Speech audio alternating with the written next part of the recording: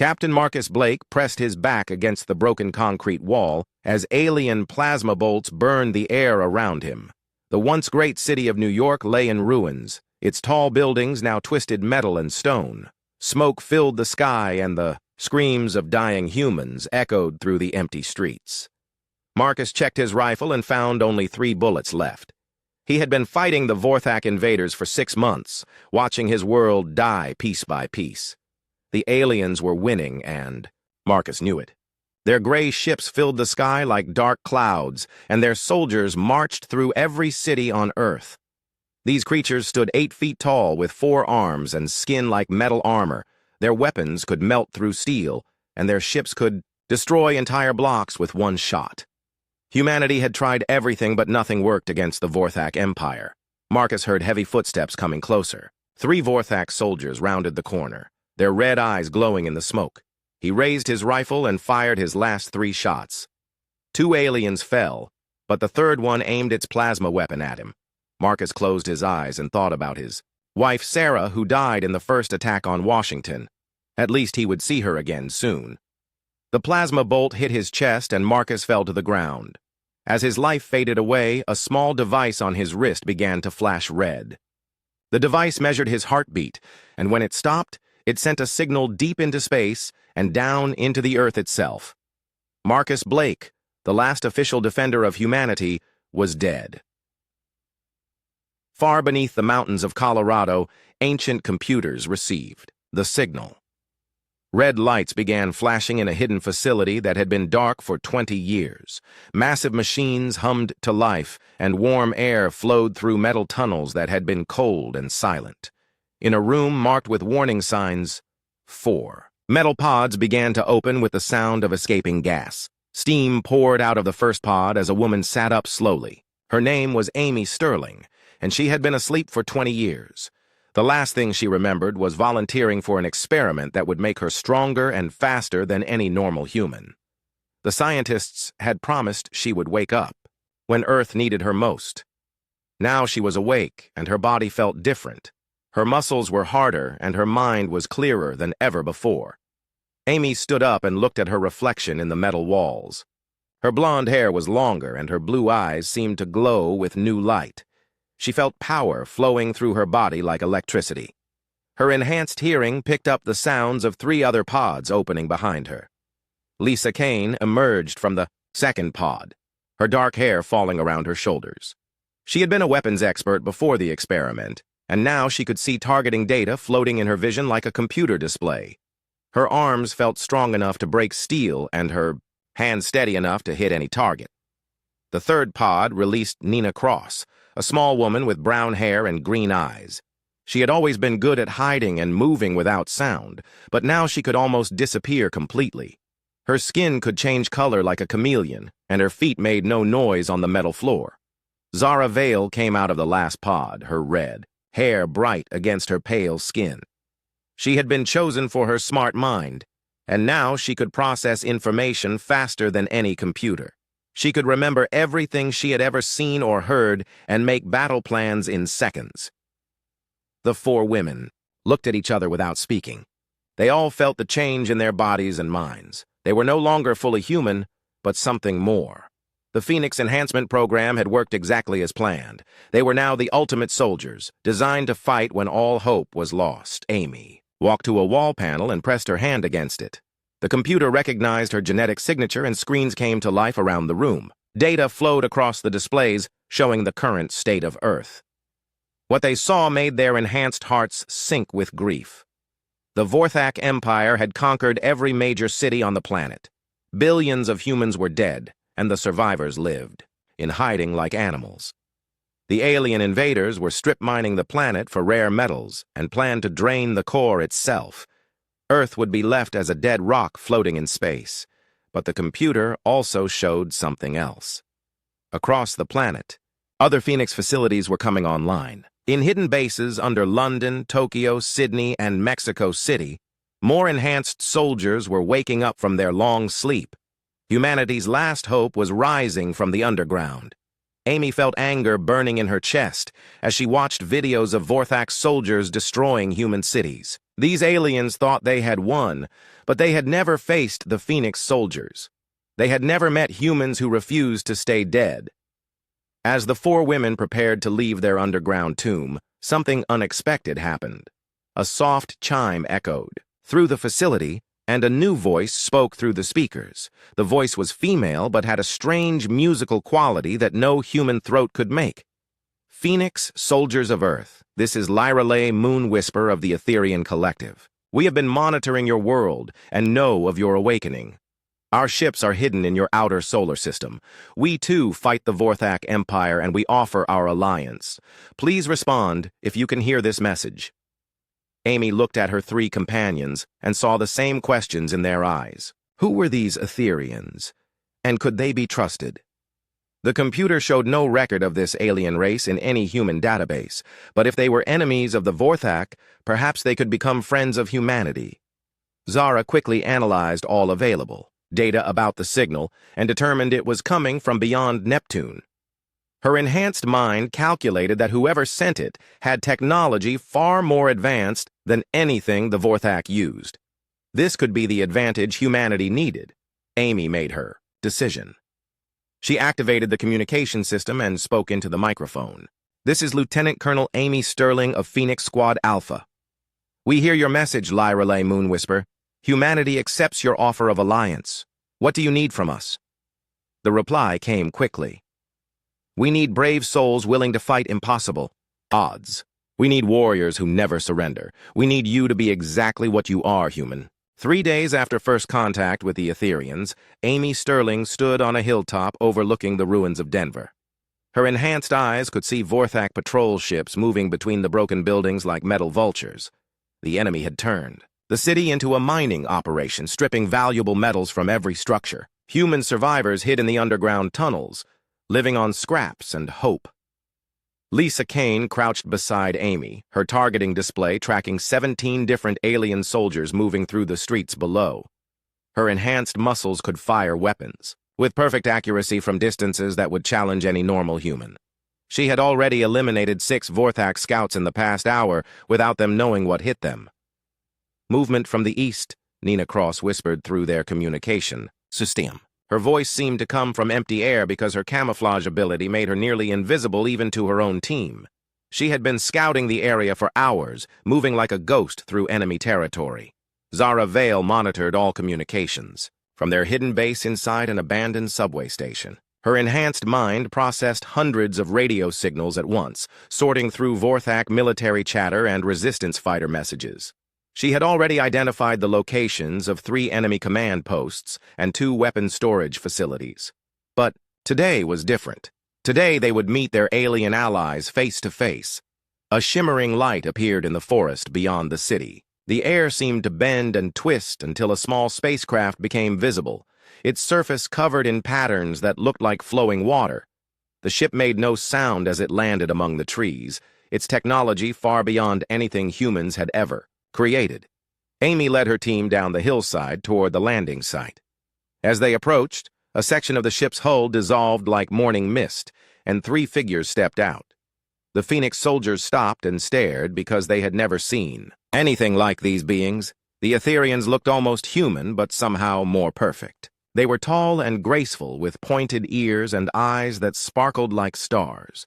Their skin seemed to glow with inner light, and their hair moved as if touched by invisible wind.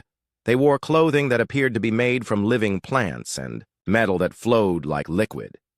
The first Etherian stepped forward and spoke in a voice like music. I am Lyrelay Moon Whisper, Ranger of the Starlight Clan. These are my companions, Seraphina Starweaver and Ilara Nightblade. We have traveled far to meet the legendary Phoenix soldiers. Amy found her voice after a moment of wonder. I am Lieutenant Colonel Amy Sterling. These are my team members, Lisa Kane, Nina Cross, and Zara Vale. We are honored by your presence, but we need to know why you fight the Vorthak, Seraphina answered, her blue eyes filled with ancient sadness. The Vorthak Empire has consumed 17 worlds in our galaxy. They strip planets bare and leave only death behind. Our people have fought them for 300 of your Earth years.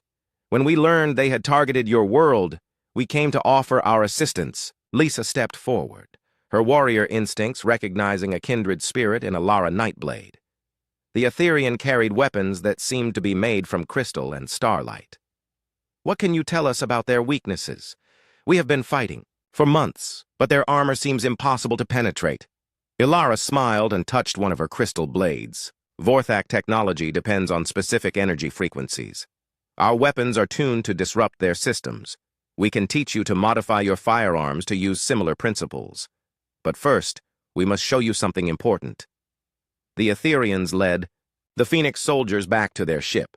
Inside, the walls were covered with displays showing star maps and battle reports. Amy gasped when she saw the scope of the war.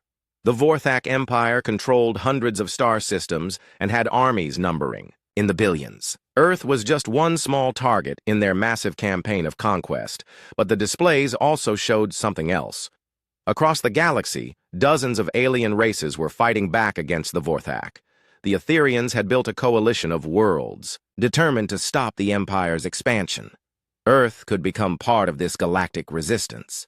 "We have ships hidden throughout your solar system," Lyreley explained, pointing to tactical displays.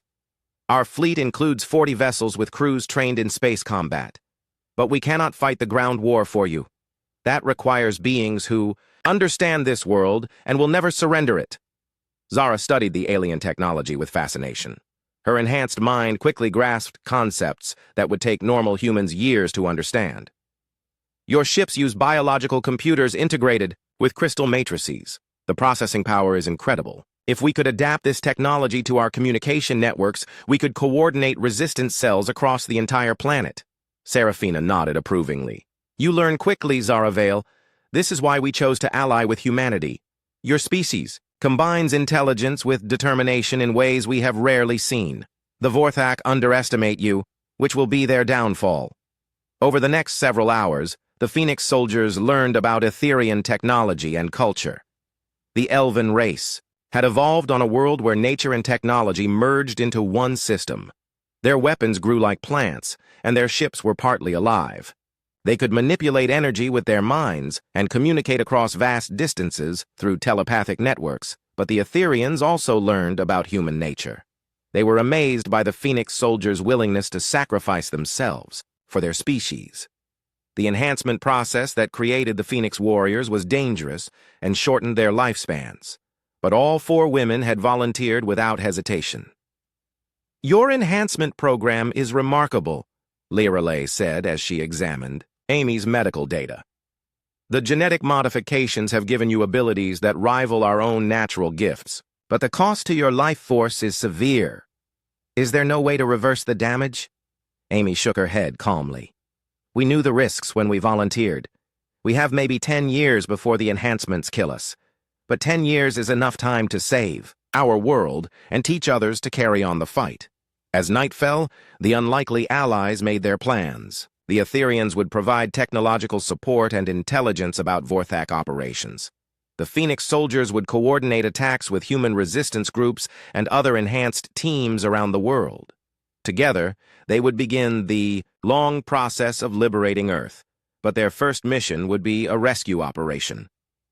Vorthak forces had captured a group of human scientists in Chicago, including specialists who had worked on the original Phoenix program. These prisoners held knowledge that could be used to create more enhanced soldiers or could be tortured out of them by the enemy. Lisa checked her modified weapons, now equipped with Etherian crystal cores that could penetrate Vorthak armor. Nina tested her new camouflage suit, which used alien technology to bend light around her body. Zara connected her enhanced mind to Etherian communication networks, expanding her awareness across continents. Amy looked at her mixed team of humans and elves and felt something she had not experienced since awakening from cryo-sleep. For the first time in months, she felt hope. The Vorthak had conquered Earth by overwhelming human forces with superior numbers and technology, but they had never faced the combined might of enhanced humans and ancient elves working together. The enemy was about to learn that some alliances were stronger than any empire. The sewers beneath Chicago smelled of death and decay, but Amy Sterling moved through them like a predator hunting prey. 3 weeks had passed since the alliance with the Etherians began, and the war for Earth had changed completely. Behind her, Lisa Kane carried weapons that hummed with alien energy, while Nina Cross flickered in and out of visibility like a ghost made of shadows. Above them, the city burned under Vorthak occupation. The aliens had turned downtown Chicago into a processing center where human prisoners were sorted for slave labor or execution. Among those prisoners were Dr. Rachel Kim and 5 other scientists who had helped create the Phoenix Enhancement Program. The enemy wanted their knowledge, but Amy intended to take it back. "Phoenix Beta is in position," came the voice of Claire Brooks through their communication system. The Major led the European team and had traveled across the Atlantic in an Etherian stealth ship. Her squad was attacking Vorthak supply convoys on the surface, while Amy's team moved underground. Zara Vale coordinated the entire operation from an abandoned subway station 2 miles away. Her enhanced mind tracked dozens of moving pieces across the city, processing information faster than any computer. Etherian technology had boosted her abilities even further, allowing her to hack into Vorthak communication networks and feed false data to their systems. "Enemy patrol approaching from Tunnel 7, Zara whispered through their earpieces. 4 soldiers with standard plasma rifles. Nina, can you eliminate them silently?" Nina Cross was already moving. Her camouflage suit bent light around her body until she appeared to be nothing more than shifting water. She approached the first Vorthak soldier from behind and struck with a crystal blade provided by the Etherians. The alien fell without, making a sound, its nervous system disrupted by the weapon's energy field.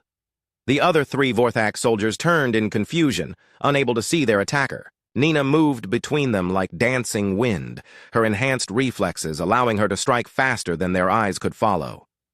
Within seconds, all 4 enemies were dead, their bodies dissolving as the Etherian weapons consumed their organic matter. Amy led her team deeper into the tunnel system. The Etherians had provided detailed maps showing the underground layout of every major city on Earth.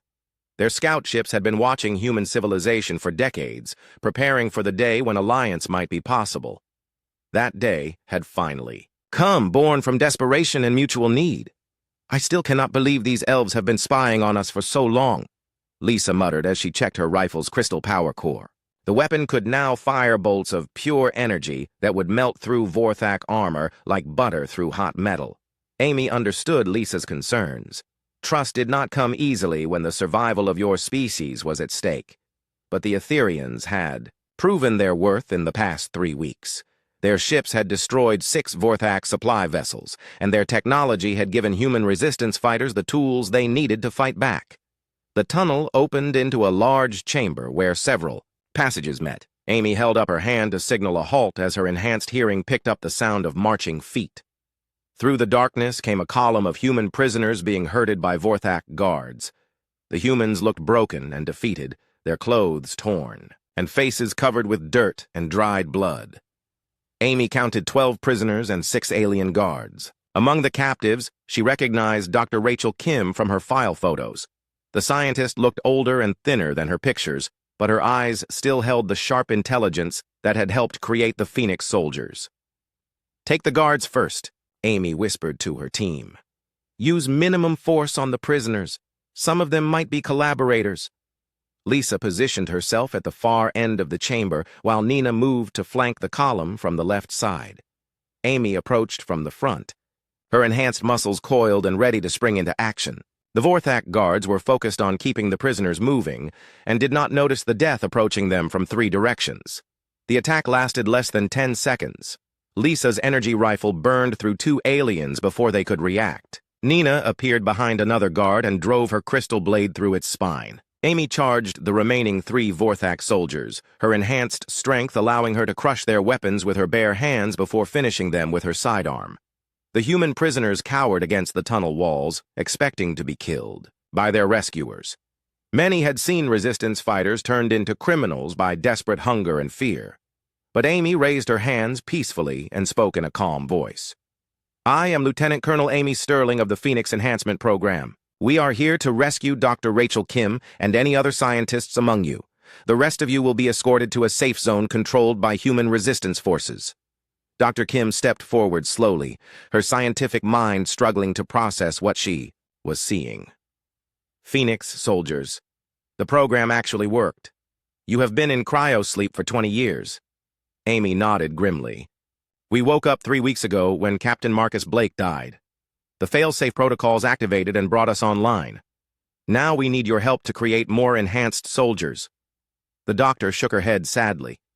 The equipment was destroyed in the initial Vorthak attack. The genetic templates, the enhancement serums, the cryopods, everything was lost when they bombed the research facilities. Lisa growled in frustration. Then how do we make more Phoenix soldiers? We cannot fight an entire empire with just the few dozen of us who survived the program. Dr. Kim looked thoughtful as she studied the 3 enhanced women. There might be another way. The Etherians you have allied with possess biotechnology far beyond our understanding. If we could combine their techniques with human genetics, we might create something even better than the original Phoenix enhancement. Zara's voice crackled through their communicators. Large Vorthak force moving toward your position. You have maybe 5 minutes before they arrive. Time to leave. Amy gathered the rescued prisoners and led them toward an escape route that would take them to the surface. But as they moved through the tunnels, Dr. Kim shared information that changed everything. They thought they knew about the war. The Vorthak are not just mining Earth for metals, the scientist explained as they climbed toward street level. They are looking for something specific, ancient artifacts that were buried here millions of years ago, objects left behind by a civilization that vanished before humans evolved. Amy felt a chill run down her spine. What kind of artifacts? Dr. Kim's voice dropped to a whisper. Weapons, technology that could destroy entire star systems. The Vorthak believe these artifacts are the key to conquering the entire galaxy. That is why they invaded Earth so aggressively. They need to find these objects before other races discover their location. The implications hit Amy like a physical blow. Earth was not just another planet to be strip-mined and abandoned. It was the site of an ancient treasure hunt that could determine the fate of every civilization in the galaxy. If the Vorthak found these weapons, no alliance of free worlds would be able to stop them. Above them, the sounds of battle echoed through the streets as Phoenix Squad Beta engaged Vorthak forces. Plasma bolts lit up the night sky, and the screams of dying aliens mixed with the war cries of enhanced human soldiers. The underground war was spreading to the surface, and soon there would be no place left to hide. Amy led her team and the rescued prisoners toward a rendezvous point where Etherian ships waited to evacuate them to safety. But even as they moved toward temporary refuge, she knew the real battle was just beginning. Somewhere beneath the Earth lay weapons that could destroy worlds or save them. The race to find those artifacts would determine whether humanity rose from the ashes of defeat or disappeared forever into the darkness between stars. Blood dripped from Amy Sterling's nose as she stared at the tactical display showing Earth's orbital space. 2 months had passed since the rescue of Dr. Rachel Kim, and the war had escalated beyond anything the Phoenix soldiers had imagined. Above the planet, a massive Vorthak space station hung like a metal moon, its surface bristling with weapons capable of cracking continents. The Phoenix enhancement program was killing its subjects faster than expected.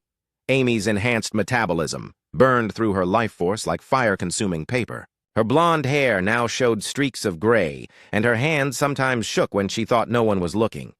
Lisa Kane had collapsed twice in the past week, her augmented muscles consuming more energy than her body could provide.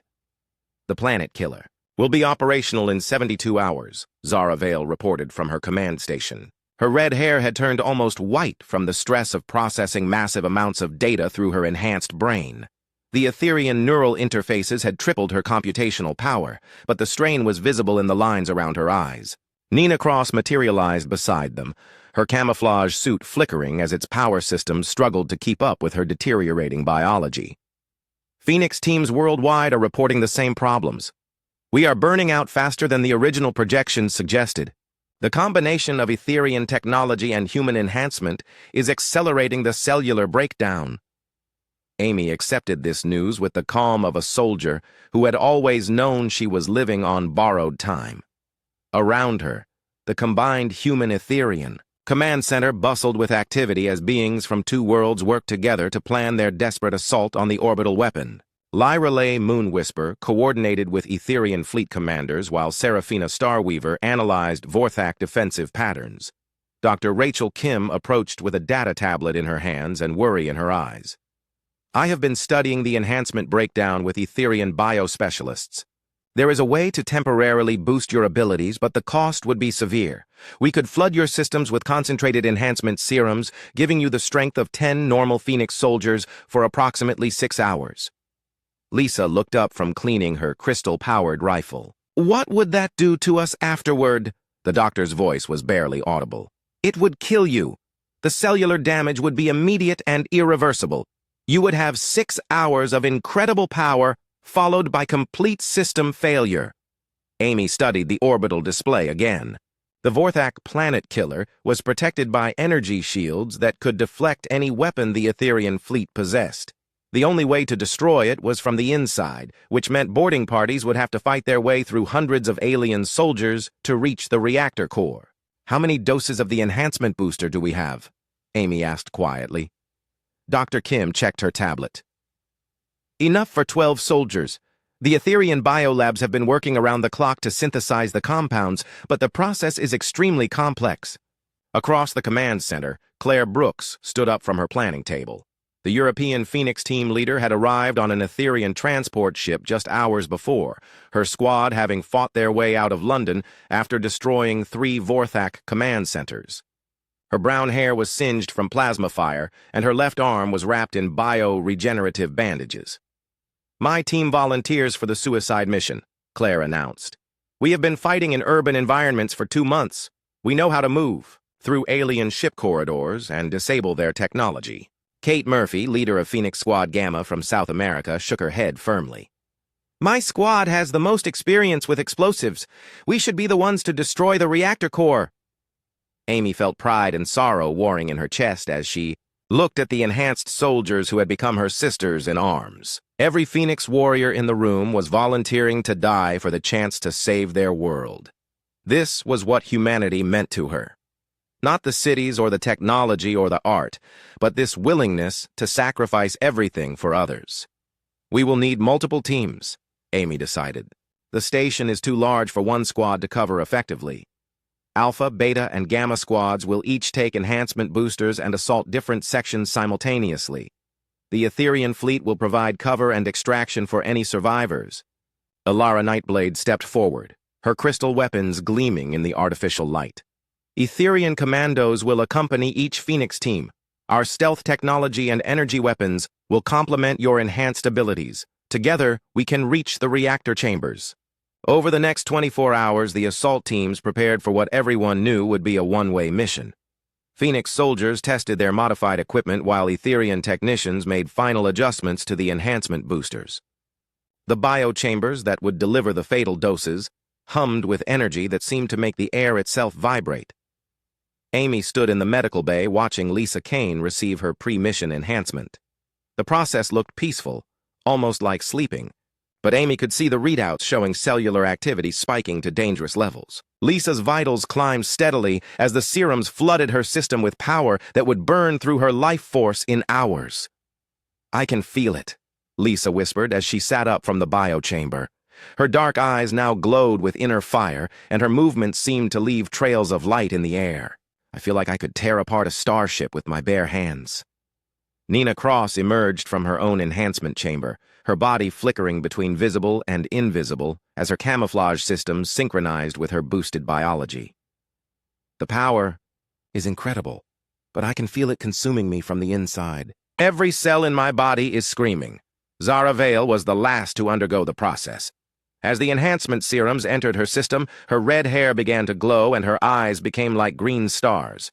Her enhanced mind suddenly expanded to encompass the entire solar system, processing data streams from every Etherian sensor array and human communication network simultaneously.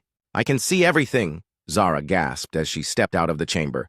Every Vorthak ship movement, every weapon placement, every structural weakness in their space station. The tactical possibilities are endless. Amy received her own enhancement, with the calm of a veteran soldier facing her last battle. As the biochamber filled her bloodstream with concentrated power, she felt her body transform into something beyond human limits. Her muscles hardened to the density of steel while her reflexes accelerated until the world seemed to slow around her. The assault began at dawn. Etherian stealth ships carried the Phoenix teams through Earth's atmosphere toward the orbital weapon platform. Below them, the planet looked like a wounded animal, its surface scarred by Vorthak mining operations and the smoke of burning cities.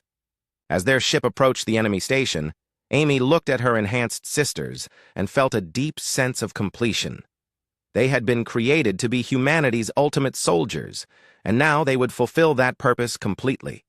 In 6 hours, they would either save their world or die trying. The Vorthak had conquered 17 planets and believed themselves invincible. But they had never faced enhanced humans who refused to surrender, supported by ancient elves who remembered when the galaxy was young. Today, the Empire would learn the true meaning of human determination. The Vorthak space station shuddered as explosions tore through its hull like thunder in the void. Amy Sterling moved through the alien corridors like a force of nature, her enhanced strength ripping apart metal barriers that would have stopped normal humans. Behind her, Lisa Kane's weapons carved paths of destruction through enemy soldiers while Nina Cross appeared and vanished like a deadly phantom. 4 hours had passed since the enhancement boosters flooded their systems with power. Amy could feel her life burning away with each heartbeat, but she had never been stronger or more focused. Her augmented muscles could crush Vorthak armor with her bare hands, and her reflexes moved faster than enemy weapons could track. Reactor. Chamber located. Zara Vale's voice echoed through their communication system. The tactical coordinator had remained on the Etherian command ship, her enhanced mind processing data from all 3 assault teams simultaneously. Amy, you are closest to the primary core. Lisa and Nina, cover her approach. Around them, the space station groaned under the assault of 3 Phoenix squads and their Etherian allies. Claire Brooks had led her team to the weapon control systems, fighting through corridors filled with automated defenses and desperate alien soldiers. Kate Murphy's squad had penetrated the station's power distribution network, systematically destroying the systems that kept the planet killer operational. Amy reached the reactor chamber doors and found them sealed with energy barriers that pulsed, with deadly force. Normal weapons would have been useless against such defenses, but her enhancement-boosted strength was beyond normal limits. She grabbed the barrier projectors with her bare hands and crushed them like empty cans, ignoring the energy discharges that would have killed any unprotected human. The chamber beyond contained the heart of the Vorthak weapon, a massive fusion reactor surrounded by crystalline focusing arrays.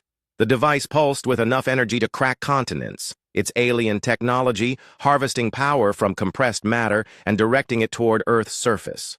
In less than 2 hours, this weapon would fire and turn humanity's homeworld into a lifeless ball of molten rock. Lisa Kane burst into the chamber behind Amy, her crystal rifle burning through the last of the Vorthak guards.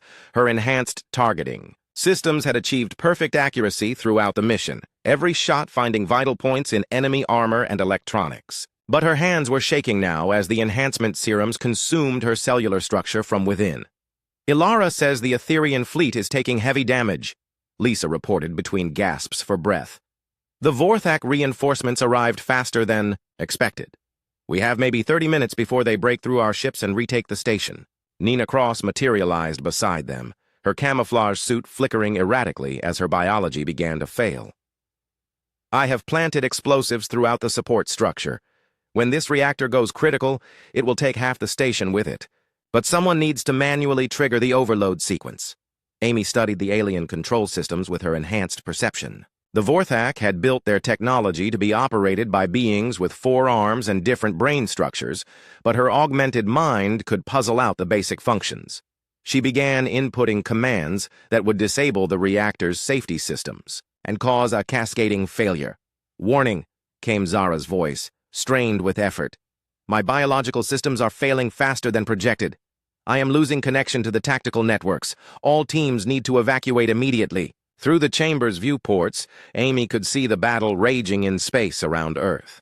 Etherian ships danced between Vorthak destroyers like silver birds fighting iron hawks.